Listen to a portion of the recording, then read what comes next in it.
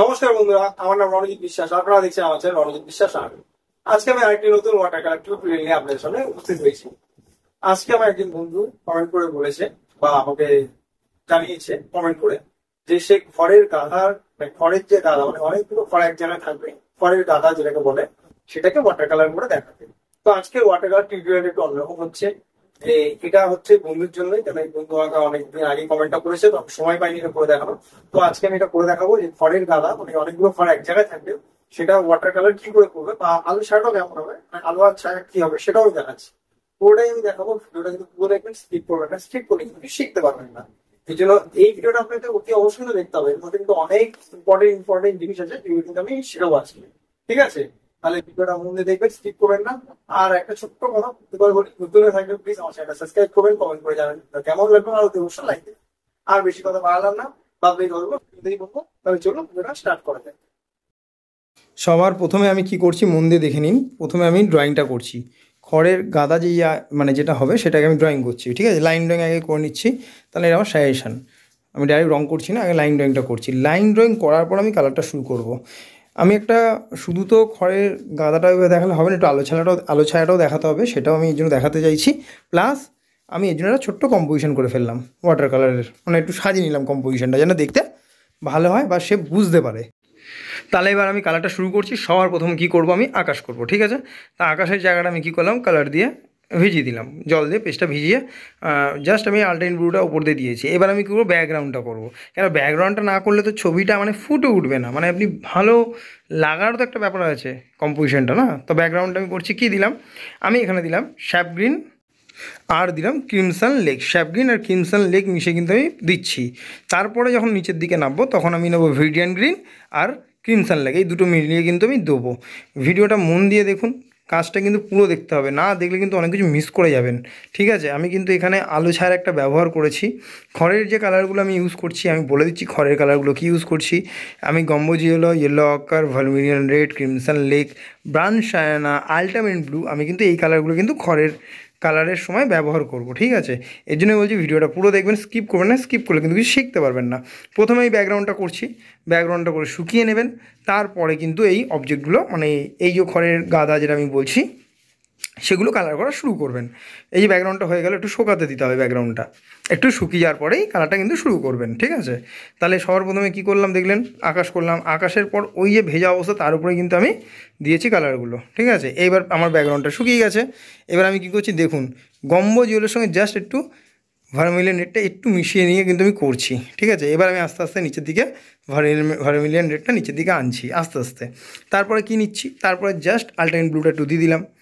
এইভাবে কিন্তু প্রত্যেকটা কালার কিন্তু আমি করব। ঠিক আছে, প্রত্যেকটা কালার কিন্তু আমি এইভাবে করবো। ফার্স্ট টোনটা লাইট হবে, সেকেন্ড টোনটা একটু ডার্ক হবে, থার্ড টোনটা তো খুবই মানে যেখানে যেখানে ডার্ক দরকার সেখানে হবে।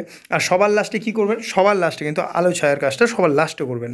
আবার বলছি, আলো ছায়ার কাজটা কিন্তু সবার লাস্টে করবেন। ঠিক আছে, প্রথমে করবেন না, তাহলে কিন্তু ছবিটা ঘেটে যাবে। আর একটা কথা বলে দিই, ভিডিওটা কিন্তু দেখতে হবে, না দেখলে কিন্তু আপনারা বুঝে উঠতে পারবেন না, বা স্কিপ করে যদি মাঝখান থেকেও দেখেন তাহলেও কিন্তু বুঝবেন না। কেন ওয়াটার কালার একটা এমন মিডিয়াম, আপনি মাঝখানে দেখলে বুঝতে পারবেন না কী করছেন, বা শুরুটা দেখলেন শেষটা দেখে নিলেন, কিছু বুঝবেন না। এই জন্য পুরো ভিডিওটা দেখতে বলি, যাতে বুঝতে পারেন যে আমি কীভাবে টোনগুলো দিচ্ছি। হ্যাঁ, এইটা কিন্তু একটা মানে পুরো প্র্যাকটিক্যাল ক্লাস। তো এই জন্য প্রত্যেকটা জিনিস আপনাকে অবজার্ভ করতে হবে, দেখতে হবে, তাহলেই কিন্তু শিখতে পারবেন। আর ভাবলেন না এটা দেখে নিলাম, এটা এইভাবে হয়েছে করে দেবো, একদম নয়, এটা কিন্তু ভুল করবেন। যদি মনে হয় ভিডিওটা দেখবেন না, কিন্তু স্কিপ করলে কিন্তু কিছু শিখতে পারবেন না। আমি কিন্তু বারবার বলছি, স্কিপ করলে কিন্তু কিছু শিখতে পারবেন না। এই জন্য স্কিপ না করে কিন্তু দেখুন, দেখে শিখুন। কারণ আমার এই পরিশ্রমটা কিন্তু আপনাদের জন্য, যাতে আপনারা শিখতে পারেন। ঠিক আছে, আপনারা ভালো করে শিখতে পারেন। আমি কোনো এখানে যা আমার এতদিন ধরে যতগুলো কাজ দেখেছেন, আমি কিন্তু নিজেই কম্পোজিশনগুলো তৈরি করেছি। কোনো বই দেখে আমি কিন্তু কোনো সাজেশন না নিয়েই কিন্তু করেছি, কোনো বই দেখি না। আমি আমার নিজের মতন করে কম্পোজিশন সাজিয়ে আপনাদের আমি শেখাই।